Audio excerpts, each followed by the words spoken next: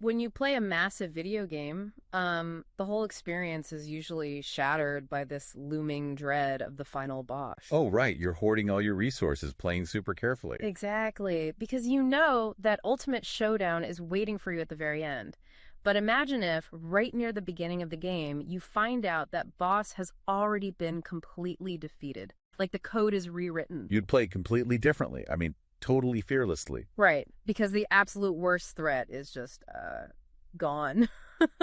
Yeah, our source material today is an April 3rd excerpt from a daily devotional called Rhapsody of Realities by Pastor Chris. Looking at the framework of this specific text, that victory isn't framed as just some metaphor. No, not at all. The argument rests on the idea that Jesus completely destroyed the devil, who previously held the actual power of death. So the theological logic here is basically, if you eliminate the root source of a problem, the symptom has to disappear along with it. Precisely. And the language the devotional uses to describe that elimination is uncompromising. Yeah, this isn't framed as a lingering threat or, an unfinished job.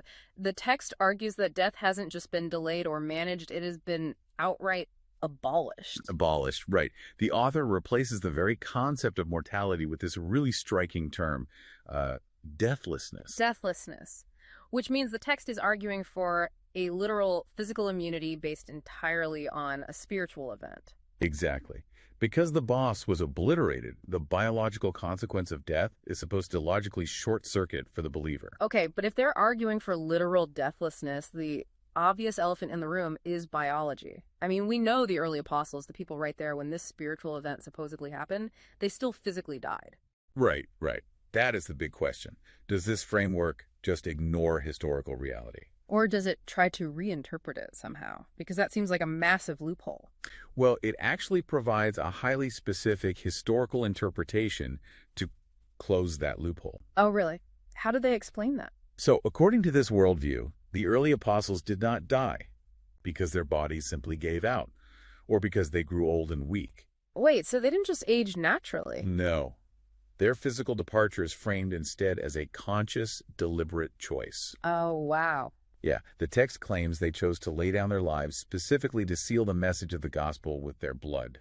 So they essentially mic dropped their lives rather than aging out. I mean, that sets a wildly high bar for how a modern believer is supposed to view their own body today. It absolutely does. Yeah. Because if the apostles actively orchestrated their own exits, biology is entirely removed from the driver's seat. Right, and that historical view dictates the modern application perfectly. It does. The Christian life in this context is defined as transcendent.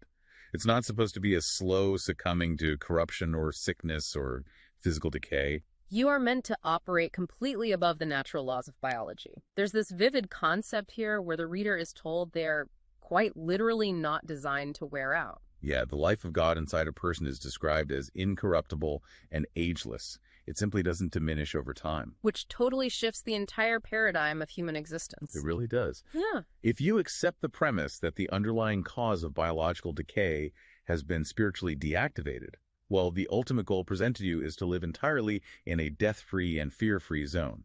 A death-free and fear-free zone. So to pull all these threads together, this devotional constructs a theological framework where a complete spiritual victory over Satan has supposedly short-circuited biology itself. Right. It argues that the fear of death is totally obsolete, offering believers an ageless existence where physical decline is no longer the default setting. And looking at this purely from a psychological standpoint, whether you subscribe to this theology or not, examining these claims leaves us with a really fascinating hypothetical about human behavior. Oh, absolutely.